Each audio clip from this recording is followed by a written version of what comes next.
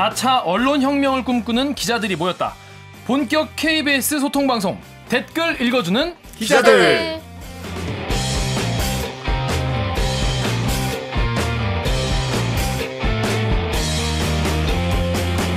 나 KBS 뉴스에 할 말 많아.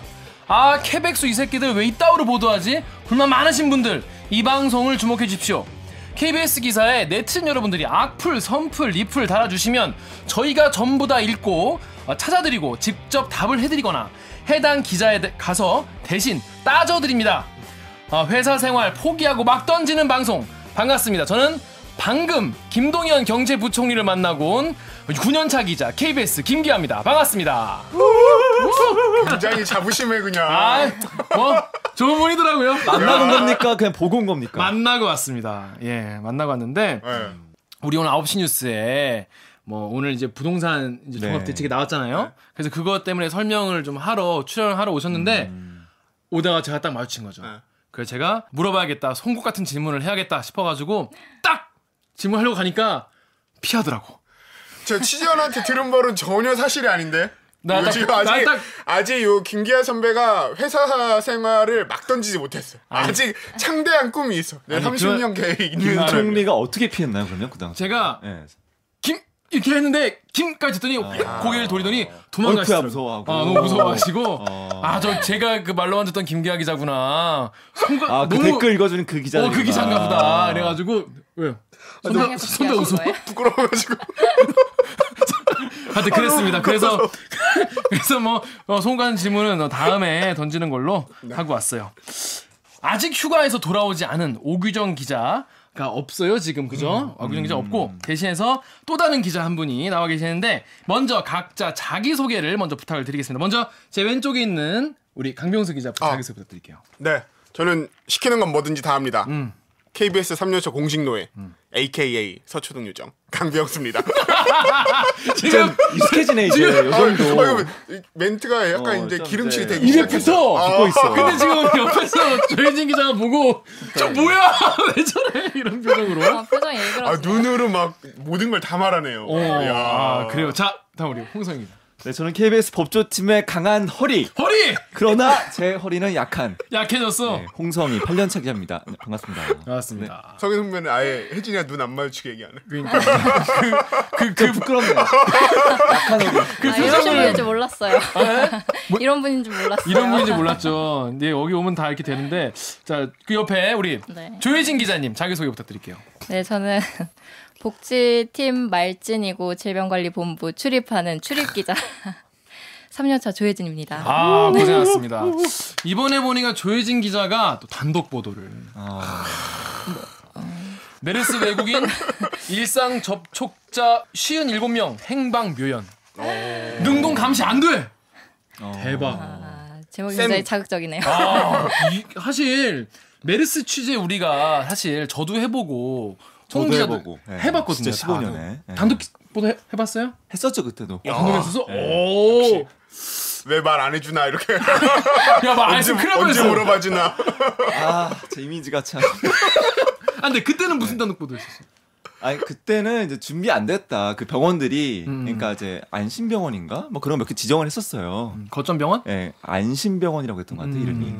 메르스 환자들이 머물 수 있는 안심병원을 지정했는데 준비가 안 된 상태였어요. 왜냐하면 음압병실이 없었기 때문에 그 음압병실도 없이 지정부터 했다라고 하는 아주 소박한 단독이 기억납니다. 굉장한 보도. 아주 소박한 단독. 그래도 그거 보도 나간 다음에 그 병원들이 다 음압 병동을 다 구비를 하고 막 발빠르게 움직이지 않았겠습니까? 그거까지는 확인 못했는데. 근데 이 조혜진 기자 아주 훌륭한. 아니요, 선배가 하시고 저는 그냥. 취재원을 아주 빡빡하게 썼던데 본인이 취재하지 않나요? 아니요. 그렇죠. 취재원은 쓰지 않아. 본인이 안 쓰면. 그래요. 일단 자세한 얘기는 좀 이따 하기로 하고 일단 우리 방송에 지금 청취자들 또 시청자분들이 참여하실 수 있는 방법을 안내를 해드리겠습니다.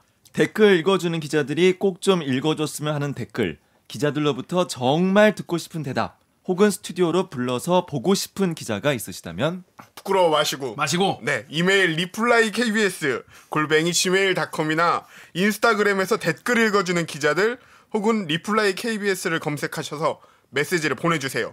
유튜브 혹은 팟빵에 남겨주신 댓글도 보고 또 보고 닳도록 보고 있습니다. 한들한들 봄바람 같은 칭찬도, 한결 서리빨 같은 꾸중도 모두 환영합니다. 댓글 있는 기자들은 항상 여러분의 목소리를 기다리고 있습니다. 많은 참여 부탁드립니다. 그렇습니다. 이게 거의 댓글을 닳도록 봐요. 왜냐하면 볼 때마다 하나밖에 없어서 본 댓글 또 보고 본 댓글 또 보고 있어. 자, 지난 화에서 우리가 3례 나라 슈퍼 사건 그리고 국민연금에 대해 다뤘는데 청취자 여러분들의 소중한 의견을 보내주셨는데 한번 보겠습니다. 먼저 팟빵에 달린 댓글인데요. PMS8048님이 방송 잘 들었습니다. 방송 내용 중에서 여 기자님이 판사의 실명을 밝히지 못하는 부분을 듣고 지금 KBS의 현실을 보는 것 같아서 안타까웠습니다. 화요일 9시 뉴스 중에서 체중 늘려서 병역 기피 리포트를 보면서 한 유명 대학이라고 써있는 멘트를 듣고 나원 참 JTBC 뉴스에서는 서울대라고 당당히 밝혔는데 KBS에서 왜 못 밝히는지 안타까운 마음이었습니다. 부탁하고 싶은 건 타사와 다른 관점에서 뉴스를 해주시길 바랍니다. 이렇게 말씀을 해주셨어요. 아, 좋은 지적이십니다. 네, 진짜. 홍성 기자 어떻게 생각해요? 이게 이런 댓글에 대해서? 근데 저는 이게 두 가지가 있을 것 같은 동기가 실명을 안 밝힌 동기가 하나는 습관. KBS는 기본적으로 습관적으로 사실은 익명 보도를 해왔던 감도 있었던 것 같아요. 면밀하게 판단하지 않고 고민하지 않고 두 번째는 명예훼손에 대한 두려움은 사실은 기자들이 다 있어요. 있죠. 그것도 사실은 죄송한 말씀이지만 청취자분께 죄송한 말씀이지만 그런 두려움이 있다는 거. 그렇죠. 네. 생활인과 하나의 어떤 자연인으로서 그건 두려울 수밖에 없죠. 그럼 사실적시에 의한 명예훼손도 결국은 고소 고발 대상이기 때문에 그렇죠. 자유롭 수 없다는 거. 하지만 분명히 기자 개개인이 그때그때 고민은 더 해야 될 것 같아요. 네. 또 우리 기자 사회 전체로 고민해야 될 것 같고. 맞아요. 너무 습관적으로 익명 보도하는 경향이 없지 않은 게 사실이고. 예. 그러니까 제가 경제부 있을 때 이제 유통을 출입했었는데 제일 많이 하는 리포트가 소비자원 리포트예요. 그러니까 소비자원에서 뭐 기저귀에서 무슨 뭐 바람 성분이 나왔다. 예를 들어서 그러면 A 업체에서 제일 많이 나왔고 B 업체에서 얼마 나왔고 이렇게 나온단 말이죠. 근데 맞아요. 시청자들은 그게 어느 업체인지를 알아야 이거를 사실 그게 필요한 실제 정보인데. 도움이 되니까. 안 사든지 피하든지 뭐 환불을 요청하든지 할 텐데 이거 안 알려주는 거예요. 근데 그렇죠. 그런 보도가 너무나 많으니까 그걸 안 알려줄 거면 보도하지 마라 이런 댓글도 굉장히 많았어요 옛날에. 그럴만하죠. 네. 근데 거기서 본격 우리가 고민 안 했던 것 같아요. 그냥 넘어갔던 것 같아요. 그런 지적에 대해서 사실은. 사실 그게 편하긴 해. 맞아요. 그죠? 그렇죠. A라고 하거나. 네. 해당 회사들에서 얼마나 또 항의가 맞아요. 많이 전화 오겠어요 기자한테. 맞아요. 그런 것들에 대한. 근데 그 실제로 회피죠, 그런 사실. 보도 그런 전화 받아본 적 있어요? 저는 용감하게 말하건데 파리바게트에서 많이 받아봤습니다. 파리바게트. 파리바게트 SPC. SPC에서 네. SPC가 그 본인 그 회사 이름이 SPC인 걸 되게 좋아해요. 왜냐면 사람들 잘 모르잖아. 아, 그렇네. 오. 파리바게트라면 다 알아. 그러네. 베스킨라빈스 다 알아. 어, 근데 그것도 하나의 경영 노하우네. SPC가 뭐 잘못했다 나오면 사람들이 그냥 무게 넘긴다는 거야. 알고 파리바게트인데. 그래서 SPC라서 다행이라는 얘기도 한다는데. 조금 뒷얘기를 드리자면 이 SPC라는 회사가 기업 규모는 그렇게 엄청 큰 회사는 아니잖아요. 네, 맞아요. 그에 반해서 기자들 사이에서 유명한 게 홍보팀이 엄청 막강해요. 거기가. 막강해요. 네. 기자들을 아주 철저히 관리하는 데가 SPC거든요. 그리고 또 보도 하나 나가면 그게 그 회사의 뭐 나쁜 보도가 아닐지언정 임원급까지 총출동을 해서 찾아와요. 회사로. 그런 정도로 막강한 회사라서 제가 전화를 많이 받았어요. 항상 그 기억이 나서. 그래서 결국 그 보도가 이제 모 업체로 이렇게 나간 거예요? 전 이름 냈죠. 아. 네. 근데 생각해보면 뭐 SPC나 뭐 대기업 같은 경우에는 엔간하면 이름을 내는 것 같아요. 왜냐하면 그렇죠. 걔네는 그만큼 네. 우리 사람 일반인들에게 끼치는 피해가 엄청 많잖아요. 네. 영향이 많기 때문에 또 모범을 보여야 되기 때문에 많이 그렇죠. 공개를 하지 않나. 근데 이제 막 작은 업체 같은 경우에는 또 그거 보도 하나로 완전히 또 끝나버릴 수도 있기 때문에 그리고 그죠. 또 정말 자극적인 보도로 혹시나 뒤에 이제 오보인 게 수도 밝혀질 있죠. 수 있는 그렇죠. 그런 위험도 사실 있긴 있어서. 사실 그래서 우리가 반론권이라는 걸 이제 보장을 해드리는 건데 네. 이게 다 맞추긴 쉽지 않은 것 같아요. 그렇습니다. 정말 좋은 댓글이시네요. 근데. 정말 네, 좋은 생각을 댓글. 많이 하게 필요한 하는. 댓글이었어요. 자 그리고 지난주에 보니까 우리 본격적으로 시작하기 전에 KBS 관련 커뮤니티나 댓글 중에서 가장 얘기 많았던 게 뭐냐면 판빙빙 문제가 그렇게 중요하냐. KBS는 왜 인도네시아 대통령 국빈 방문은 보도 안 하고 판빙빙 보도를 9시 뉴스에 냈냐. 난리 났어 이것 때문에 아주 그냥. 여기 달린 댓글 한번 어떻게 네. 강명수 기자 이거 시키진 않았는데 지가 저 시킨 거 아니었어요? 보기만 해서 이렇게. 이런 출연 욕심 목소리라도. 우리 제가 읽겠습니다. 생존 경쟁 예언집에 약간 모두가 다들 그래요? 치고 들어가야 돼. 분량 찾아하려고. 읽어보시죠. HUME님께서 수신료의 가치는 언제쯤 할 거냐? 니들이 판빙빙 어쩌고 저쩌고 할 시간에 인도네시아 대통령 국빈방문 끝났더라. 이런 게 공영방송이라고. 에휴. LG 트윈스님께서 패션에게 빨아댈 때가 엊그제 같은데 좀 가슴 아픈 댓글. 어떻게 생각해요? 그것보다 저는 선배한테 여쭙고 싶어요. 선배가 편집부시니까 그렇죠. 이때 왜 빠진 어떤 판단이셨는지. 일단 저희만 안 나간 건 아니고 MBC, SBS도 다 안 나갔어요. 다 안 나갔는데 이날이 메르스 외국인 일상 접촉자 57명 행방 묘연의 단독 보도가 탑이었던 날이고요.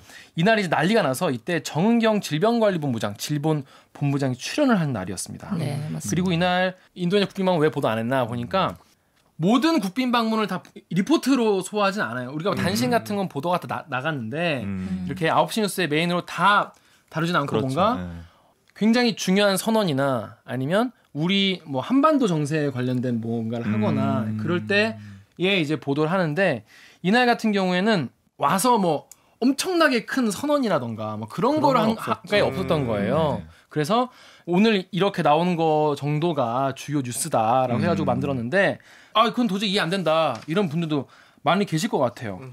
박근혜 때는 이렇게 해놓고 지금 갑자기 문통되니까 없던 언론인 정신이 생겨가지고 그때는 패션 외고나 빨아대고 그러던 놈들이 그런 의미에서 우리 늘 하는 오늘 그 시간이 오늘도 오늘 빨리 왔네. 오늘 빨리 찾아왔네요. 조희진 기자 손을 모으고 우리 네. 반성의 시간을 3초간 갖겠습니다.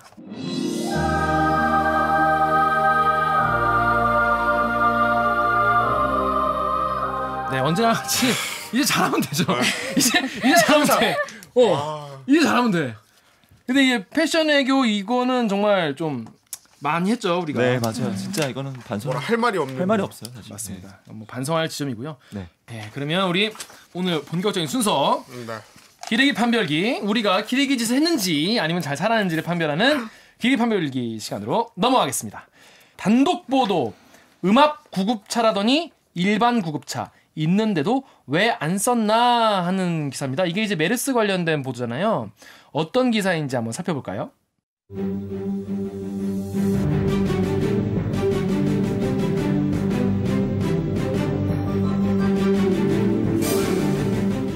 정부는 메르스가 의심되던 남성을 서울대병원으로 이송할 때 음압 구급 차량을 이용했다고 밝혔습니다. 하지만 KBS 취재 결과 환자는 일반 구급차로 이송됐습니다. 음압 구급차는 환자실을 완전히 밀폐하고 내부 공기를 걸러내는 시설을 갖춘 곳으로 일반 구급차와 설계 자체가 다릅니다. 일반 구급차도 운전석과 탑승석이 분리돼 있어 지침을 어기지는 않았지만 음압 구급차를 활용하지는 않았던 겁니다. 실제로 해당 보건소의 환자 이송 차량은 모두 일반 구급차입니다. 음압 구급차가 있는 소방청이나 응급의료센터에 지원 요청을 한 것도 아닙니다. 이 때문에 음압 구급차 한 대당 환자 이송 실적은 한 달 평균 2건에 불과합니다. 2015년 메르스 사태 이후 차량을 도입하고도 긴밀한 협조가 이뤄지지 않은 겁니다. 음압 구급 차량 구입에는 지금까지 100억 원이 쓰였습니다. KBS 엄진아 기자를 대신해 전해드렸습니다. KBS 뉴스 조혜진입니다. 잘한다. 빨리 기자 같았어. 아니 한 번도 안 틀리고. 항상 내가 한번 틀리거든. 나랑 오길 한번 틀리거든. 읽고 한 번 더 읽고. 어우. 아니에요. 역시. 그리고 이거 할 때 목소리가 톤이 확 다운되면서 신뢰감을 주는 그런. 자, 이제 약간 근데 메르스가 좀 약간 소강 상태죠? 어때요? 그렇게 말하기 무섭기는 한데. 그렇게 말하면 혼나잖아. 네, 그렇게 말하면 굉장히 무서운데. KBS에서 그렇게 말하면 더 혼나. 네. 어쨌든 11명 의심 환자가 나왔지만 결과적으로 최종 다 음성이 나왔기 때문에. 네. 그럼 이제 아직까지 확인 안 된 거는 외국인 30명인가? 아직 이제 확인 안 된 외국인 분들. 4명. 네, 4명이 이제 다 남았어요. 찾았어요, 이제? 네, 다 찾았어요. 아직 못 찾은 4명? 네네네. 근데 그분들도 그냥 일상 접촉자이기 때문에 그래도 크게 뭐 걱정되지 않는 거죠. 그쵸. 밀접도 아니고 하니까. 네.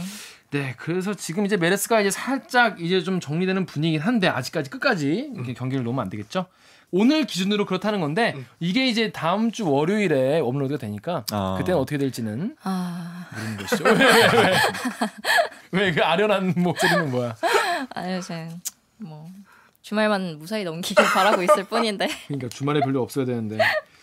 이 기사를 쓴 이 엄진아 기자를 누가 만나고 왔습니다. 또 그분 누구겠어? 이른바 병간. 병간이라는 코너. 자, 열심히 삽니다. 우리의 핵심 코너. 병수가 간다. 예, 병수가 간다 코너입니다. 이러다가 진짜 회사 선배를 다 만나겠어. 그러니까요. 진짜 열심히 사는 것 같아요 요새. 정말 이런 취재 욕구, 이런 열정, 만나려고 막 계속 연락하고 3층과 4층을 오르락내리락하고 이런 열정. 검찰청은 그렇게 마을을 돌면 참 좋을 텐데. 알겠습니다. 그러면 이제 강병수 기자가 직접 녹음을 해온 거기 때문에 음질이 그렇게 고르지 않다는 점을 양해해 주시기 바랍니다. 자, 그럼 한번 들어볼까요? 지구는 둥그니까 자꾸 걸어 나가면 온 세상 어린이를 다 만나고 오게 돼. 병수가 간다. 오늘 벌써 세 번째입니다. 오늘은 메르스 관련해서 엄진아 선배를 보러 갈 겁니다. 맨날 새로운 주제 나와가지고 아무것도 모르는데 어려워 죽겠네. 귀척. 그래서 어떻게 하는 거야? 제가 선배한테 이제 가슴 아픈 댓글들을 읽어드리고 선배가 여기에 해명을 하는 거예요. 목소리가 녹음돼? 그렇죠. 아 그래? 네. 야 그럼 말을 해. 내 준비 안 하고 왔단 말이야. 뭔 소리야 준비하라 그래. 날것에 아 그런 거야? 댓글을 읽어드릴게요. 아 잠깐만 존댓말이야 반말이야? 편하게 해주셔야 돼요. 아 그래? 네, 엄청 편하게. 존댓말 해줄게. 네. SEN님께서 정부 가기에만 혈안이 되어 있으니 제대로 된 기사가 나오겠어요, 엄진아 기자님? 매뉴얼 지침에 의하면 환자하고 운전자하고 격벽으로 분리된 구급차면 되고요. 그 다음에 이송하시는 분이 개인 보호구를 다 착용하는 걸로 지침이 돼 있습니다. 음압 구급차가 아니라 일반 구급차도 격벽이 있으면 되고 개인 보호구를 착용하시면 되기 때문에 운송하실 때는 그 지침을 준수하셔서 운송을 하셨습니다. 내가 취재도 그쪽보단 잘하겠다. 너무 센데? 저 대신에 취재를 좀 해주시면 좋겠네요. 그럼. 네. 일단 그 댓글에 대해서 저도 되게 많이 읽고 막 가슴에 화살을 막 맞은 것 같은 피 터지는 이 슬픔을 껴안았지만 네. 그래서 메르스 대응 지침을 저희가 확인을 해봤더니 네. 정확하게 60 몇 페이지에 있었어요. 이 운전석과 환자석 사이에 차폐막만 설치하면 된다. 그러니까 지침을 준수한 거예요. 보건소에서는. 이건 맞는 거나. 네. 그런데 다만 질병관리본부에서 그것도 본부장이 대국민을 상대로 발표를 함에 있어서 네. 사실 일반 구급차였는데 특수구급차, 뭐 음압구급차 이렇게 용어를 혼용해서 썼다는 건 엄연히 다른 구급차임에도 불구하고 어떤 정보에 혼란을 줄 수 있었다. 그러니까 이게 저의 오지랖이 문제인데 거기서 그냥 끝나고 보도를 안 했었으면 이러면 수많은 댓글들에 가슴 아프지 않았어도 되죠. 근데 이제 취재를 하면 할수록 이 음압구급차라는 걸 하나 만들려면 3억 5천이 든대요. 일반 구급차는 1억이면 된대요. 그래서 이렇게 많은 돈을 투자해가지고 음압구급차라는 것을 만들었고 보건복지부랑 행정자치부가 전국에 35대를 지금 배치를 했어요. 서울에만 한 7대 정도가 있거든요. 네. 그런데 이거 얼마나 쓰이나 확인을 해봤더니만 한 달에 한 대가 2건밖에 출동을 안 한 거예요. 그러면은 이거는 좀 문제가 있다. 왜냐면은 사실 이럴 때 평소에도 어차피 활용이 잘 안 되는 거라고 한다면 평소에도 이런 메르스 의심 환자 입원 같은 경우에는 병원에서 병원으로 옮기는 거의 의심이 확실시 되는 상황이었잖아요. 이런 경우에는 사실은 공조처제를 좀 유지해서 있는 음압구급차를 이용해서 가면 훨씬 감염 오염을 줄일 수도 있는데도 불구하고 사실상 현장에서 거의 활용이 안 됐다. 그렇죠. 제가 지금 말하고 싶은 건 거의 뒷부분이었는데 사람들이 아니 왜 규정에 문제가 없는데 왜 이거를 정부를 까대냐. 그래서 좀 답답함이 저도 있었답니다. 이 억울함을 굉장히 크게 호소하시는 엄진하게. 엄청 그렇죠? 억울해요. 내가 절대 왜곡한 게 아니다. 아니다. 충분히 할 만한 거였다. 씨가 말을 더 많이 해. 저희 하나만 더 읽어볼게요. 비슷한 맥락인 것 같은데 여기 헬GL PD님께서 한 건데 저번에 살인개미도 그렇고 메르스 해봐야 감기 수준인데 이름만 그럴싸하지 그렇게 위험한 병은 아니던데 이거 가지고 기사 내는 지금 전국에 암 환자 있는 것도 기사 내야 되는 거 아니냐. 이 치사율도 암이 훨씬 더 크고 그런데 박근혜 땐 가만히 있더니 지금 이렇게 기사 쓰고 난리치는 거 보니 이게 진짜 언론 적폐청산해야 됩니다. 이렇게 얘기해 주시는데 근데 저희도 사실은 질병관리본부 제가 출입기자지만 아우 뭐 오늘 고생하셨어요. 아우 뭐 저희가 좋은 기사 써드릴게요. 이러면 저도 얼마나 그쪽에서 인사를 받고 싶겠습니까. 근데 이제 그렇게 할 수 없기 때문에 저희도 가슴 아프지만 지적한 건 지적을 해야 한다. 그래서 박근혜 정부 때도 역시나 그렇게 했을 것인데 네.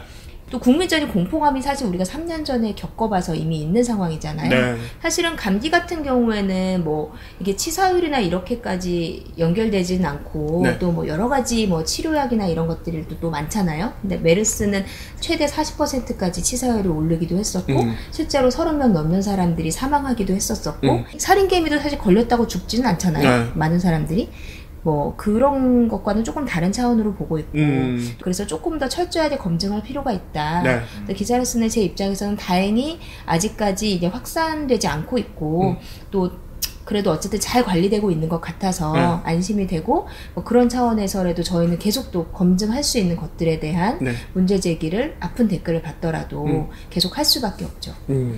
저희가 나름 국가 재난 기관 방송이기 때문에 네. 열심히 취재하는 그런 의미로 좀 받아주셨으면 헬 PD님께서 좋을 것 같고 오늘 설명이 너무 선배 깔끔하고 정확하고 마치 찾아와 주길 바랬던 것처럼 그러니까 너무 야 내가 이 얘기 너무 하고 싶었어 이런 나 좀 제발 좀 내 느낌이었었는데 말 좀 들어봐줘 막 이런. 그리고 저기 당부를 좀 드리자면 지금 이 메르스 국면에 가장 중요한 거 제가 오늘 지금 기사 쓰다 왔는데 그 철저한 자기 신고와 네, 그 철저한 예방 수칙 네. 꼭 지키셔서 네. 여러분들도 이 메르스 확산을 방지하는데 도움을 주시길 바랍니다. 네, 꼭 도움을 주시기 바랍니다. 네. 지금까지 엄진아 기자였습니다. 감사합니다. 감사합니다. 와. 깔끔한데? 진짜 질병관리본부. 엄진아 선배가 워낙 말씀 잘하세요. 깔끔한데? 말씀 너무 잘하신다 진짜. 아 그리고 깔끔한데? 쇼미더머니 나오신 줄 알았어. 진짜 축구칠 진짜. 오디오도 너무 깔끔하시네. 근데 이렇게 오디오 들으니까 더 좀 깔끔하신 것 같아요. 맞아요. 말씀하시는 게. 그리고 정말 하고 싶은 이야기가 많으신 것 같아요. 이 문제에 대해서 그쵸. 단순히 그냥 이게 우리가 뭐 정말 말도 안 되는 의혹 제기가 아니라 충분히 이런 부분에서도 한번 봐보세요라는 거를 좋은 가이드를 좀 해주셔가지고 욕을 엄청 많이 먹었는데 이 사실 야만은 그거예요. 그러니까 왜 정부 까냐 필요 이상으로 까냐는 건데 음압 구급 차량을 이용했다고 질병관리본부장이 발표를 했는데 알고 보니까 안 썼다. 그리고 평소에는 그래 안 쓴다 치자. 그래도 메르스가 되면은 요청이라도 해야 되는 거 아니냐. 요청도 안 하는 건 너무 무엄한 거 아니냐. 이게 이제 엄진아 선배의 기사죠. 맞아요. 그죠? 네. 근데 이제 내치는 분들은 지침 지켰으면 문제가 안 되는 거 아니냐. 뭐 그런 말씀하신 그러니까 약간 핀트가 되게 어긋난 그런 것 같아요. 그렇죠. 기자들이 제일 이제 자주 하는 아이템 중에 하나가 최첨단 드론 50대 들어놓고 뭐 한 달에 한 번도 안 써. 뭐 이런 거 무용지물 뭐 써가고 있어. 그런 거 진짜 많이 하잖아요. 맞아요. 사실 그런 어떤 까라의 어떤 리포트였던 것 같은데. 그렇죠. 네, 약간? 맞아요. 네. 근데 이건 감염병이니까 더 중요하죠. 사실. 더 중요하고 네, 전 약간 그런 게 여기서는 오히려 지금 진짜 메르스 같은 경우는 선배들 취재를 해봐서 알겠지만 퍼지기 시작하면 진짜 답도 없는 그런 것 중에 하나잖아요. 그렇죠. 답이 없죠. 격벽이라고 하면 사실은 음압이 아니기 때문에 거칠게 얘기해서 음압이 뭐죠? 음압이 근데?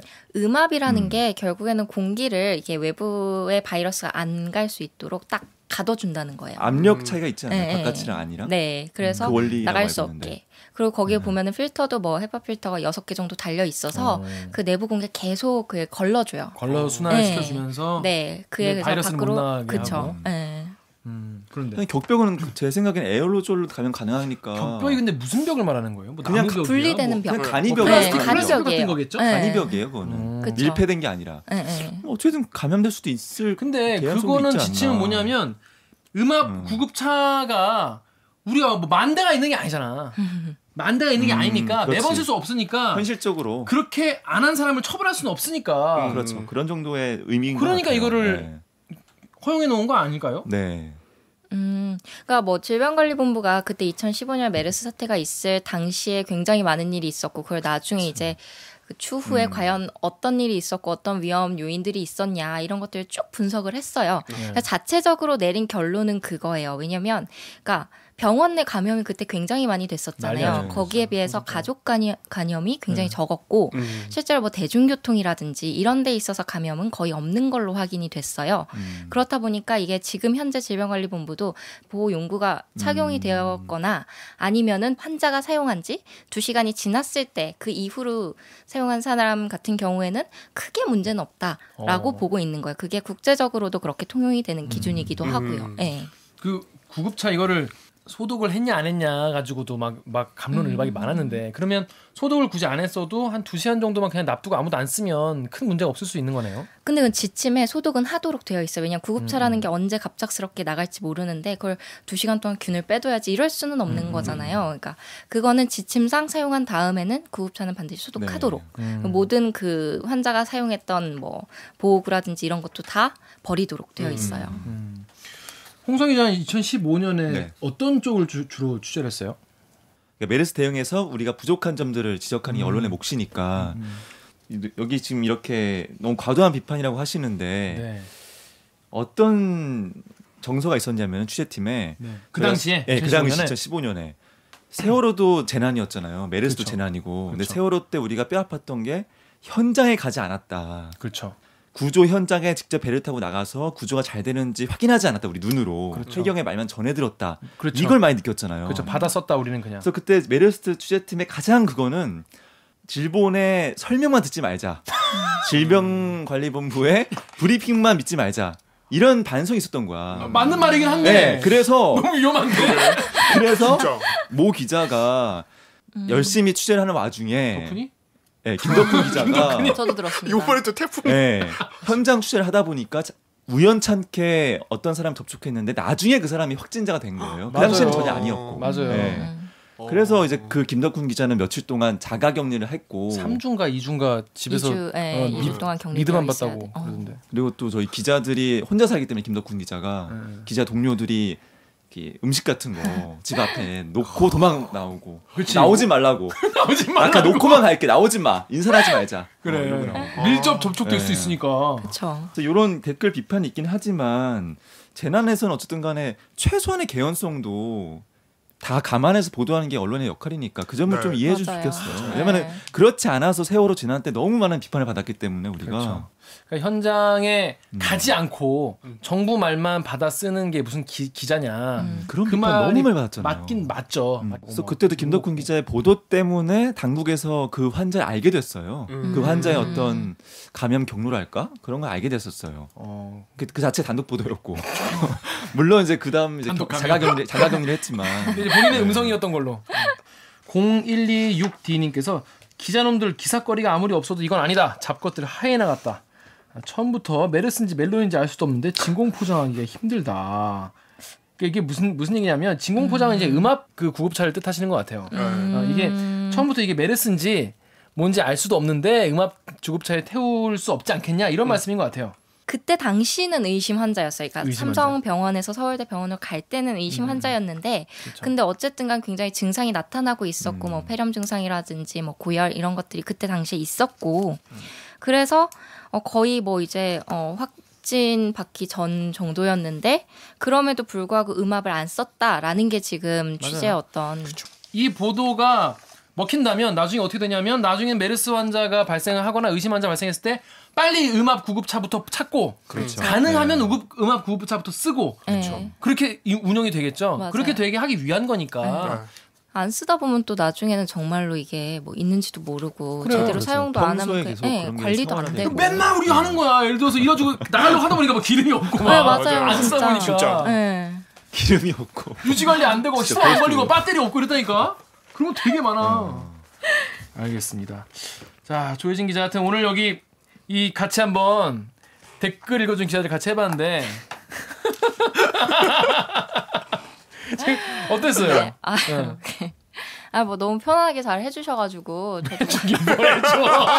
약간 야, 집에 간다는 생각에 갑자기 얼굴이 환해진 것 같은데. 좀 이제 약간 상기되네요. 드디어 나가나 여기를. 덥나 여기가?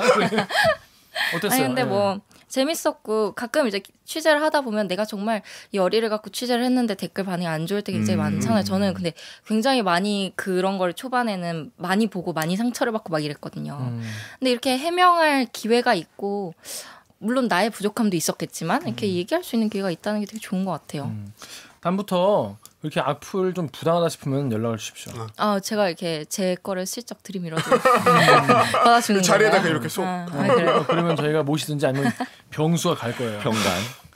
자, 이렇게 오늘 방송은 마무리하도록 하겠습니다. 오늘 방송도 마지막 참여 방법 다시 알려드리면서 마무리하겠습니다. 이메일 reply kbs@gmail.com이나 인스타그램에서 댓글 읽어주는 기자들 혹은 reply kbs를 검색하셔서 메시지 보내주세요. 유튜브 혹은 팟빵에 남겨주신 댓글도 보고 또 보고 닳도록 보고 있습니다. 속이 뻥 뚫리는 가을바람 같은 칭찬도 뜨거운 열대야 폭염 같은 꾸중도 모두 환영합니다. 댓글 읽는 기자들은 항상 여러분들의 목소리를 기다리고 있습니다. 많은 참여 부탁드립니다. 홍성희 기자의 이 초콜릿 같은 목소리로 프로그램을 끝내기 전에 오늘은 공지사항이 하나 있습니다. 네. 다음 주 24일자 방송은 결방입니다. 추석 때는요 우리끼리 이렇게 물고 뜯고 하지 말고 좋은 말만 듣고 좋은 말만 하자 이런 취지니까 너무 아쉬워하지 마시고요. 저희는 추석 때 잠시 에너지를 재충전하고 더 재밌고 더 속 시원한 방송으로 돌아오겠습니다. KBS 뉴스 좋았어. 또 만나요. 꼭.